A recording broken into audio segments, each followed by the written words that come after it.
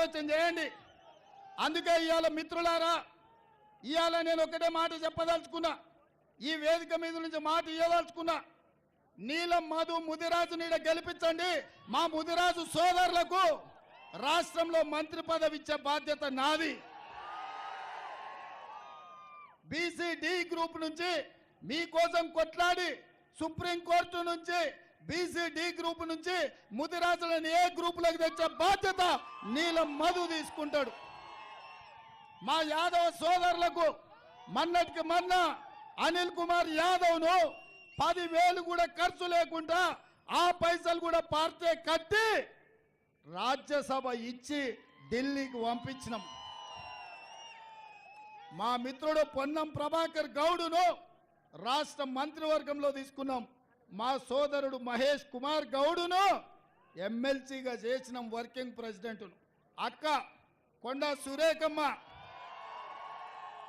మా నేత కార్మికురాలు, మా అక్కను ఇవాళ మంత్రిగా చేసి మీ మెదక్ జిల్లాకు ఇన్ఛార్జిగా పెట్టినాం.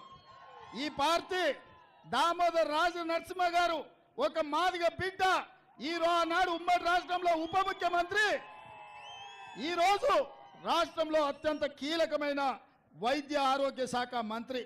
ఆ పక్కనే సురేష్ షెట్కర్, వాళ్ళు లింగాయతులు, పార్లమెంటు టికెట్ ఇచ్చినాం. ఇంతకంటే సామాజిక న్యాయం కాట శ్రీనివాస్ గౌడ్కు పటాన్ చెరువులో మధును కాదని టికెట్ ఇచ్చినాం. అవునా? ఆయనలో మధుకు న్యాయం చేయలేకపోయినామని నేనే మధును పిలిపించి సోనియమ్మతో మాట్లాడి ఆనాడు న్యాయం చేయలేకపోయినాం. ఈనాడు ఎంపీ టికెట్ ఇచ్చి న్యాయం చేద్దాం, యువకుడు 30 ఏళ్ళు పేదలకు అండగా నిలబడతాడని ఇవాళ వారికి టికెట్ ఇచ్చినాం.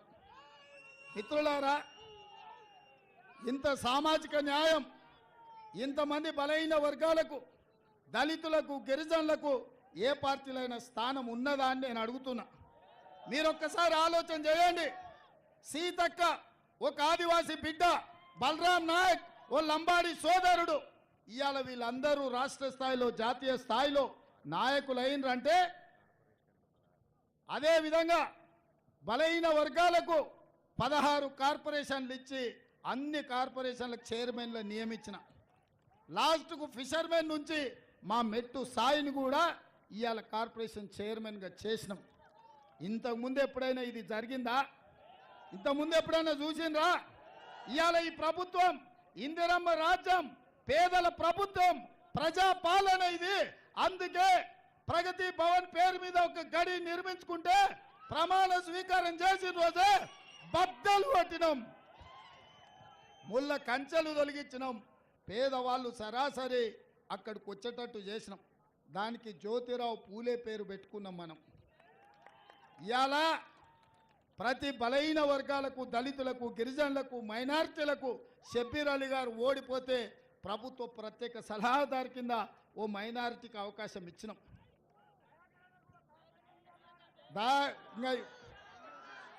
దయాకర్కు జర పెద్దది ఇద్దామని, అద్దంకి దయాకర్కు మీ మాట ప్రకారం అద్దంకి దయాకర్దే ముఖ్యమంత్రి కుర్చీ, నా పని అంతా సగం ఆయనే చూస్తాడు. అద్దంకి దయాకర్ మీరు రేవంత్ అన్న వేరు కాదు, మేమిద్దరం ఒక్కటే. తప్పకుండా ఆయనకు మంచి పదవి ఇచ్చే బాధ్యత నాది. కష్టపడ్డోళ్లకు అవకాశం కల్పించే బాధ్యత నాది. అందుకే ఇవాళ మిత్రులారా, ఇవాళ మోడీ గారు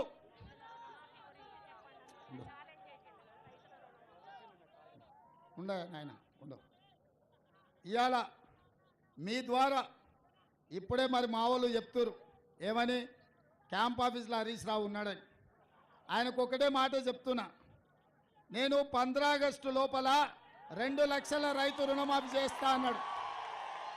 ఆయన నువ్వు చేయలేవు అన్నాడు, నేను చేస్తా అన్నా. ఆయన రాజీనామా చేస్తా అన్నాడు. ఇప్పుడు నేను చెప్తున్నా, హరీష్ రావు గారు రాసి పెట్టుకో,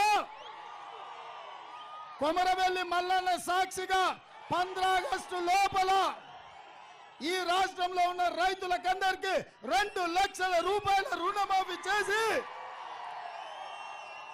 ఈ తెలంగాణ రైతాంగాన్ని ఆదుకునే బాధ్యత నాది. ఈ సిద్దిపేటకు పట్టిన శని ఈ శనీశ్వరరావును పాతాళానికి తొక్కే బాధ్యత నాది.